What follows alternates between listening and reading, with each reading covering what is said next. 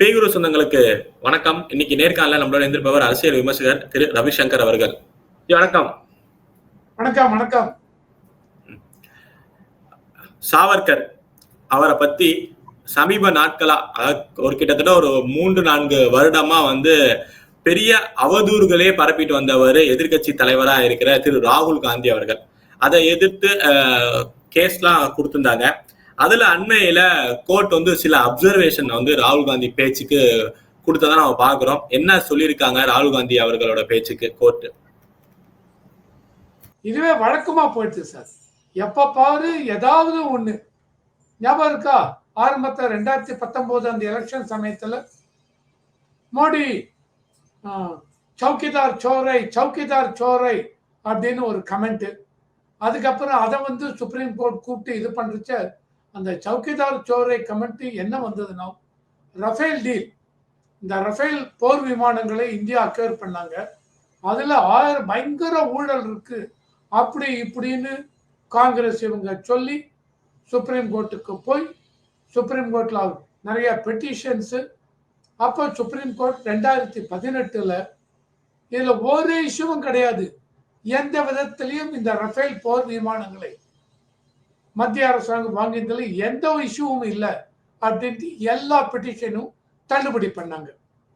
தள்ளுபடி பண்ணும்பொழுது அவங்க என்ன பண்ணாங்க, அதுல ஒரு வார்த்தை சொன்னாங்க, அதாவது இவங்க போட்ட பெட்டிஷன் எல்லாம் நம்ம பார்க்கணும் அப்படின்னோம், இவங்க கான்ஃபிடென்ஷியல் அப்படின்னு டாக்குமெண்ட்லாம் இந்த ரஃபேல் டீலை பத்தி சொல்லிருக்காங்க இல்லையா, அது எல்லாத்தையும் கூர்ந்தெடுத்து ஆராய்ந்து பண்ணணும் அப்படின்னு சொன்னாங்க.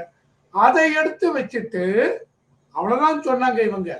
அதை இவங்க ராகுல் காந்தி வழக்கம் போல சுப்ரீம் கோர்ட் சொன்னாங்க பாத்தீங்களா, அது எல்லாத்தையும் எடுத்து வச்சு நம்ம பார்க்கணும்ட்டு அப்படின்னு சொல்லிட்டு சௌக்கிதார் சோரை நான் சொன்னது கரெக்ட் தான் அப்படிங்கிற துணியில இவர் பேசி சுப்ரீம் கோர்ட் கண்டம் பண்ணாங்க.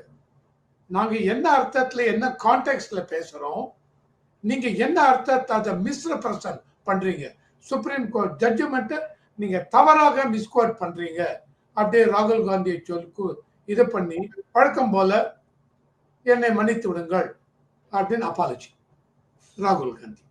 ஓகேவா? இப்போ இந்த சவர்கர் கேஸே எடுங்களேன். சவர்கர் கேஸ்ல 2 கேஸுங்க. இத சவர்கரை பெரிய ஒரு இந்துத்துவா லீடர், எல்லாருக்குமே தெரியும்.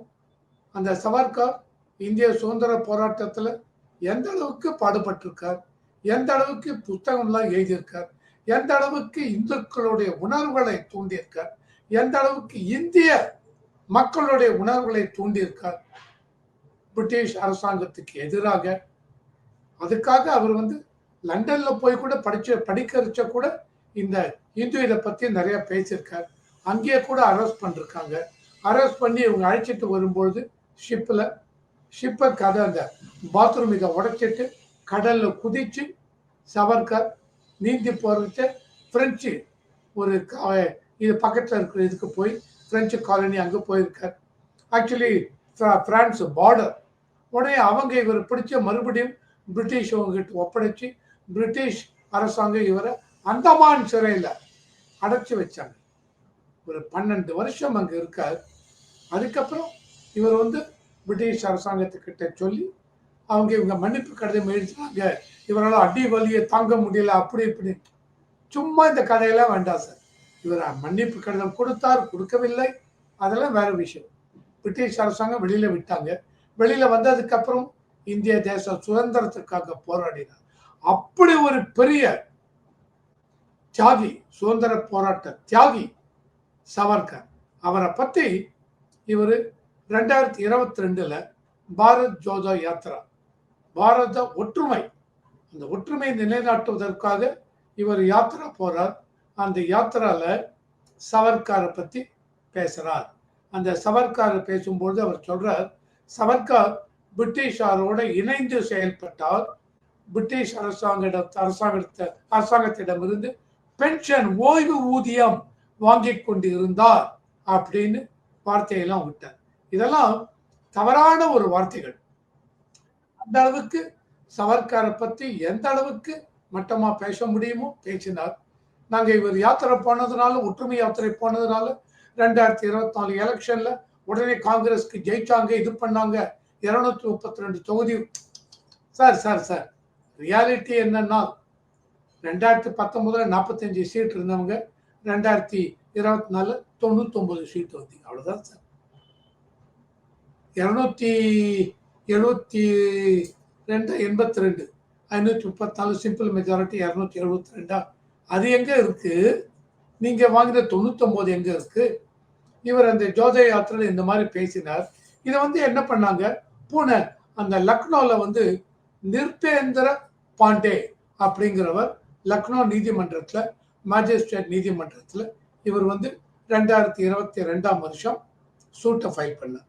சவர்காரை பத்தி ஒரு ராகுல் காந்தி இந்த அளவுக்கு தவறாக பேசிவிட்டார் அப்படி இப்படின்னு, அவருடைய தியாக உணர்வுகளை கொச்சைப்படுத்தி விட்டார் அப்படின்னு பேசியிருக்கார். அதனால எப்படின்னு சொல்லி சூட்டை ஃபைல் பண்ணார். இந்த சூட்டு 2022 வழக்கம் போல இவங்க ஹைகோர்ட் அலகாபாத் ஹைகோர்ட் எவ்வளவு சீக்கிரம் முடியுமோ அவ்வளவு சீக்கிரம் 2024 டிசம்பர் 12 அதாவது 2 வருஷம் கழிச்சு அலகாபாத் ஹைகோர்ட் 2024 ராகுல் காந்தி பேசினது தப்பு தான் அப்படின்னு சொல்லி அவரை இந்த நீதிமன்றம், மேஜிஸ்ட்ரேட் நீதிமன்றம் அவருக்கு என்ன இது கொடுத்தாங்களோ அந்த தண்டனையை உறுதிப்படுத்தினாங்க. உடனே இவங்க பதறி அடிச்சு கொண்டு ஓடி போனாங்க. ஓடி போய் சுப்ரீம் கோர்ட்ல ராகுல் காந்தி சூட்டை ஃபைல் பண்ணாங்க. அதாவது அலகாபாத் எங்க மேல எங்களுக்கு விதித்த உறுதி செய்த அந்த தண்டனையை, கண்டம்னேஷனை நீங்க உடனே தள்ளுபடி பண்ணணும் அப்படின்னு போனாங்க. ராகுல் காந்திக்காக அவருடைய வக்கீல் வாதாடினாங்க சுப்ரீம் கோர்ட்ல. சுப்ரீம் கோர்ட் கேட்டான், சார் என்ன ஒரு கேள்வி தெரியுமா, அதாவது ஒரு எதிர்கட்சி தலைவர் சுப்ரீம் கோர்ட் சொல்றாங்க இப்போ இந்த ஏப்ரல் மாசத்துல அவங்க கேட்குறாங்க, எங்க இவர் என்ன ஒரு பொறுப்புள்ள எதிர்கட்சி தலைவர் தானா, பொறுப்புள்ள அரசியல் தலைவர் தானா இவரு? இதே இவருக்கு வழக்கமா போயிடுத்து. இவர் யாரு இவருக்கு ஆஜர், ராகுல் காந்திக்கு ஆஜராக மனு சிங்வி, அபிஷேக் மனு சிங்வி அவர் இது பண்ணிருக்கார். அப்போ சுப்ரீம் கோர்ட் சொல்றாங்க, மகாத்மா காந்தி கூட பிரிட்டிஷ் அந்த வைஸ்ராய் அவருக்கு லெட்டர் எழுதும்போது யுவர் ஒபீடியன்ட் சர்வெண்ட் அப்படின்னு எழுதுவார் மகாத்மா காந்தி. அதாவது உங்கள் கீழ்ப்படிந்த ஊழியர் அப்படின்னு அர்த்தம் அவர் வைஸ்ராய்க்கு எழுதுவார். அதனால மகாத்மா காந்தி இவரா குறைந்து போய்விட்டாரா? ஆர் உங்க பாட்டி, இவருடைய பாட்டி இந்திரா காந்தி அவங்க சாவர்காரை பத்தி புகழ்ந்து கடிதம் எழுதியிருக்காங்க. அது இவருக்கு தெரியுமா? இவர் பெரிய அரசியல் தலைவரை சொல்றீங்களே, இவருக்கு அந்த அளவுக்கு முதிர்ச்சி இல்லை. அதான் ப்ராப்ளம். நான் இப்போ சுப்ரீம் கோர்ட் சொல்ல என்ன காரணம், நீங்க சொல்ற மாதிரி அவங்க பாட்டியே அவரை மதிச்சு ஸ்டாம்ப் ரிலீஸ் பண்ணிருக்காங்க. பட் இவர் சாவர்கர் அவர்களை இப்படி ஒரு ஆப்போசிட்டான நிலைப்பாடை எடுக்கிறதுக்கான காரணம் என்ன? காரணம் அதான் சொல்றேன் சார், முதிர்ச்சி இல்லை, முதிர்ச்சி கிடையாது. சாவர்கர் அதாவது இவருடைய நோக்கம்லாம் என்னன்னா, சாவர்கர் அவர் இந்துத்துவாவை சேர்ந்தவர், சாவர்கர் ஆர்எஸ்எஸ் சேர்ந்தவர், ஆர்எஸ்எஸ் பிகைண்ட் பிஜேபி, பிஜேபிக்கு வளர்ச்சிக்கெல்லாம் ஆர்எஸ்எஸ் தான் காரணம். அதனால சாவர்கர் இது பண்ணி பேசுறார். எப்ப பேசினார்? பாரத் ஜோதா யாத்திரால 2022 அப்ப பேசினார். சோ சாவர்கர் இது பண்ணால் இந்துத்துவா லீடர், பெரிய ஒரு லீடர். அவர் இது இந்துத்துவா லீடர் மட்டும் இல்லை, முன்னாடியே சொல்லிட்டேன், தியாகி, சுதந்திர போராட்ட தியாகி. மகாத்மா காந்தி தியாகி, நெஹ்ரு தியாகி, பால கங்காதர திலக் தியாகி, இவங்கெல்லாம் தியாகி, வாவு சிதம்பரம் பிள்ளை தியாகி அப்படின்னா சாவர்கரும் தியாகி தாங்க. இது யாருமே குறைச்சு மதிப்பிட முடியாது. சோ அவருடைய பேக்ரவுண்ட் என்ன, எந்த அளவுக்கு நாட்டுக்காக பாடுபட்டிருக்கிறார் என்று ஒரு இது கூட தெரியாம இவர் பேசியிருக்கார். அதனால என்ன தெரியுது, இவர் நிறைய படிக்கணுங்க. ராகுல் காந்தி நிறைய படிக்கணும், இந்தியன் ஹிஸ்டரியை படிக்கணும். அதாவது ஒரே கண்ணோட்டம் அதுல போகக்கூடாது. மோடி பண்றது எல்லாமே தப்பு, ஆர்எஸ்எஸ்னா தப்பு, கோட்ஸே ஆர்எஸ்எஸ் சேர்ந்தவர், கோட்ஸே மகாத்மா காந்தியை சுட்டு கொண்டார், ஆர்எஸ்எஸ் இவங்கெல்லாம் இந்த மாதிரி கொலைகாரர்கள், இந்த மாதிரி இதெல்லாம் நீங்க விட்டுருங்க. இதெல்லாம் தாண்டி வாங்க, வே ஃபார்வர்டு என்ன போகணும் அப்படின்னு தெரியணும். இதெல்லாம் ஒண்ணுமே தெரியாம எதுக்கு எடுத்தாலும் இதனால்தான் இவர் சாவர்கரை பத்தி இந்த மாதிரி பேசியிருக்கார். இதையும் தாண்டி இது 2022 2023 லண்டன் போயிருக்கார். அந்த லண்டன் போயிருக்கிறச்ச அங்கேயும் சாவர்காரை பத்தி பேசியிருக்கார். எந்த அளவுக்கு கொச்சைப்படுத்தி பேச முடியுமோ லண்டன்ல ஒரு பல்கலைக்கழகத்துல பேசும்போது எந்த அளவுக்கு கொச்சைப்படுத்தி பேச முடியுமோ சாவர்காரை கொச்சைப்படுத்தி பேசியிருக்கார். அதுல அவர் சொல்றார், சாவர்கர் ஒரு புக்கை எழுதியிருக்காருங்க. அந்த புக்கை இவர் படிச்சாரா படிக்கலையான்னு கூட தெரியாது ராகுல் காந்தி. அந்த புக்ல சாவர்கர் அவருடைய தோழர்களிடம் சொல்லியிருக்கார், ஒரு முஸ்லிமை எந்த அளவுக்கு போட்டு அடித்தோம் என்று அப்படிங்கிறார். இந்த மாதிரி அந்த புக்ல ஒரு இதுவே கிடையாது. சாவர்கர் அவருடைய நண்பர்களிடம் சொன்னார், முஸ்லிம்களை போட்டு அடித்தார் முஸ்லிம் ஒருத்தரை அப்படின்னு. இதெல்லாம் கொச்சைப்படுத்துறது. அதாவது இவர் சாவர்கர் மைனாரிட்டி, முஸ்லிம்க்கு அகேன்ஸ்ட் ஆனவர் அப்படின்னு வெளிநாட்டில் எங்க உள்ளுக்குள்ளதான் 2022 பாரத் ஜோடோ யாத்ரா பேசுனீங்க, உங்களுக்கு அகேன்ஸ்டா கோர்ட்ல ஃபைல் பண்ணாங்க. இதையும் தாண்டி மறுபடியும் லண்டன்ல போய் ஏன் பேசுறீங்க? சோ இவருக்கு முதிர்ச்சி கிடையாதுங்க. இப்படிதான் நான் பாக்குறேன். இல்ல முதிர்ச்சி இப்படி ஒரு சுதந்திர போராட்ட தியாகிகளை வந்து ஒரு ஓட்டுக்காகவும் இந்த மாதிரி ஒரு கட்சியை சார்ந்து ஒருத்தவங்க இருக்காங்க அப்படின்னு சொல்லிட்டு இந்த மாதிரி பிரிச்சு பேசுறதுங்கிறது எந்த அளவுக்கு ஒரு நல்லது?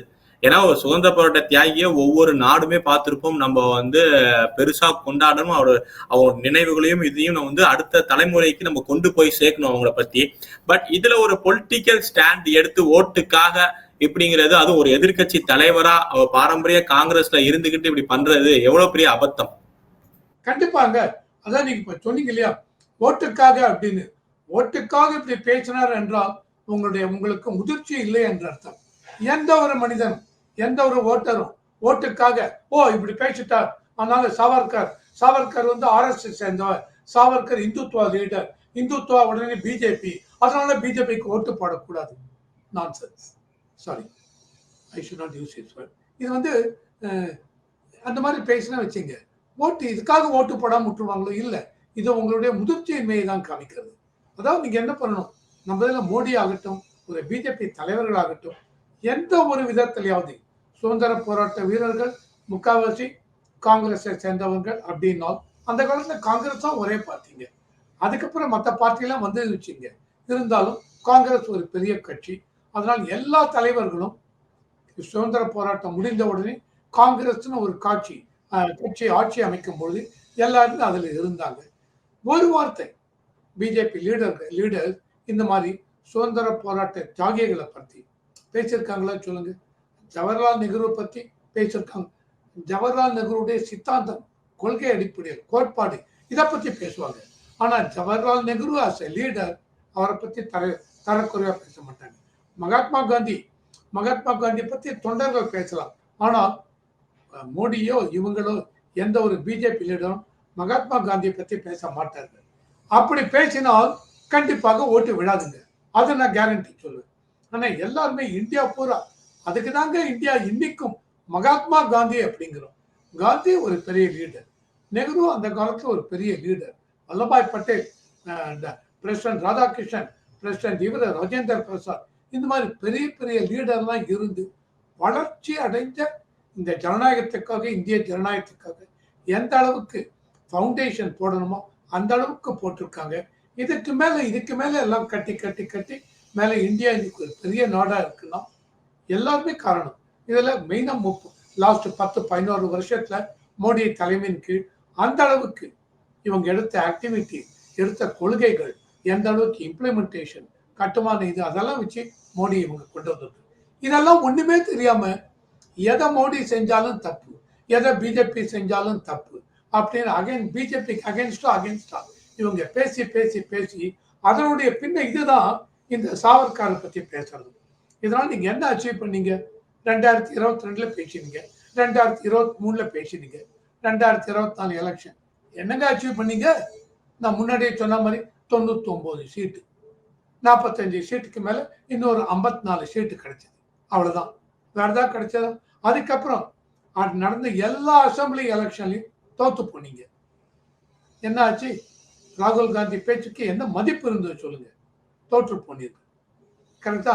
அசம்பிளி எலெக்ஷன், அதுக்கப்புறம் 4-5 அசம்பிளி எலெக்ஷன் எல்லாத்துலயும் தோத்து போனாங்க. ஸோ இவங்களோட அப்ரோச், ராகுல் காந்தி அவங்களோட அப்ரோச்சே தவறு. நீங்க என்ன பண்ணணும்? சுதந்திர போராட்ட தியாகிகள்லாம் ஒரு தியாகியும் பத்தி ஏதாவது ஒரு பேக்ரவுண்ட் வச்சுட்டு தவறா பேசாதீங்க. சுதந்திர போராட்ட தியாகிகளும் மனிதர்கள். இவங்கெல்லாம் வந்து மகா முனிவர்கள்ல சங்கராச்சாரியர் கிடையாது, அதெல்லாம் கிடையாது. எங்கேயோ சில டிராபேக்ஸ் இருக்குங்க. அதையும் தாண்டி வாங்க. தாண்டி வந்தால் சுதந்திர போராட்ட தியாகிகள். சார், நம்ம ஊர்லயே 1008 இவங்க தியாகிகள்னு பென்ஷன் வாங்குறாங்க. அவங்க எல்லாரையும் நம்ம மதிக்கணும், மரியாதையை கொடுக்கணும். நமக்கு மேல வயதானவர்கள், இன்னைக்கு 80 85 வயசு இவங்களாம் கிராமத்துலலாம் போங்க, பென்ஷன் வாங்குவாங்க. கவர்னர் அந்த லாஸ்ட் இயர் கூட சுதந்திர போராட்ட தியாகிகளுக்கு அவங்களுக்காக RN ரவி ஒரு இது கண்டக்ட் பண்ணார். நான் கூட கூப்பிட்டு போயிருந்தேன் ஒரு இதுல.